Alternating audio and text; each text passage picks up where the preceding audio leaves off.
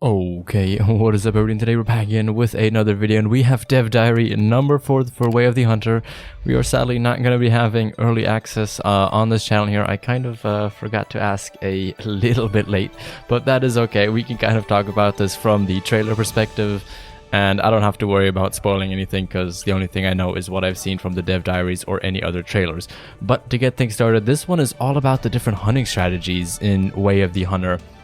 And it's quite interesting. I was actually really curious to see how they were going to talk about this. I mean, we've kind of already seen a lot of this and seen this be talked about by them in the Dev Diaries and kind of in the trailers of the gameplay that we have seen so far. But it is nice that they kind of give this kind of more detailed view into it and kind of talk about it a little bit more behind the scenes on their kind of tips indirectly.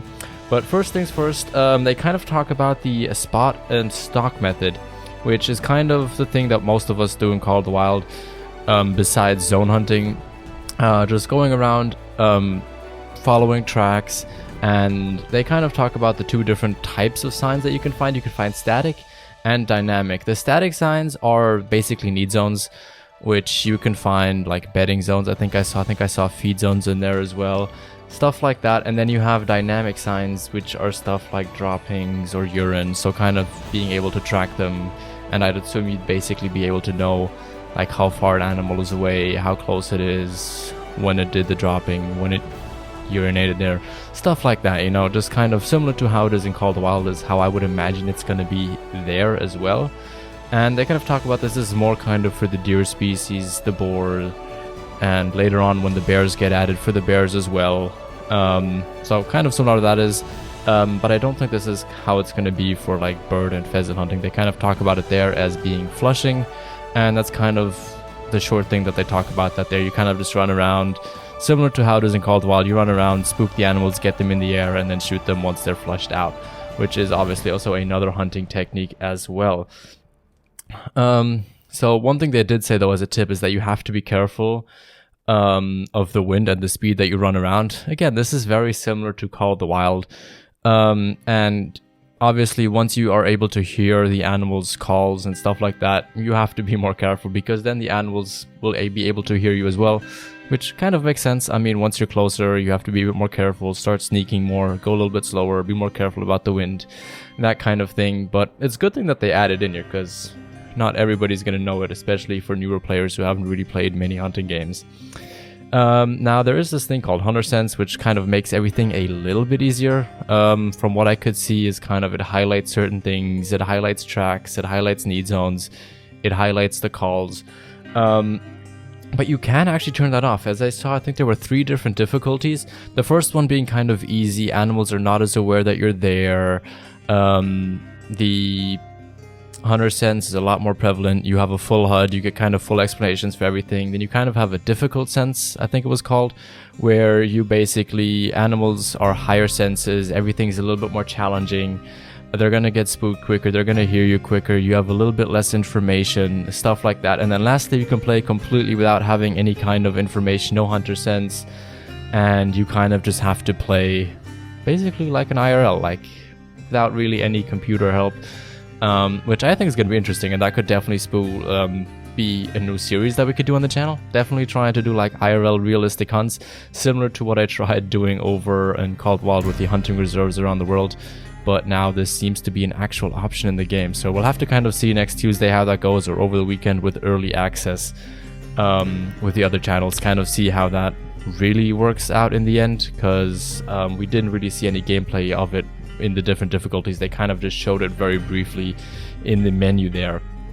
Now, the next kind of method they talk about is ambush hunting, which is kind of where you predict where animals are going to be going based on where they're running, based on where their daily routines are, which is basically just sitting in a tree stand or like an vantage point, shooting down and trying to, like it sounds, ambush them and kind of get them by surprise.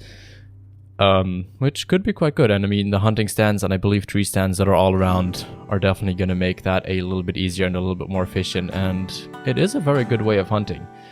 You can also, of course, use callers to attract the animals to yourself, but again, we'll have to see kind of how that works. If it's like classic, where if you run around the game and you kind of have to use collars to actually get towards animals in a timely manner, then that's going to be a really good method. Maybe the tracking method is better, maybe the ambush technique is better. We kind of have to wait and see how that all goes, but I like that there's a lot of variance.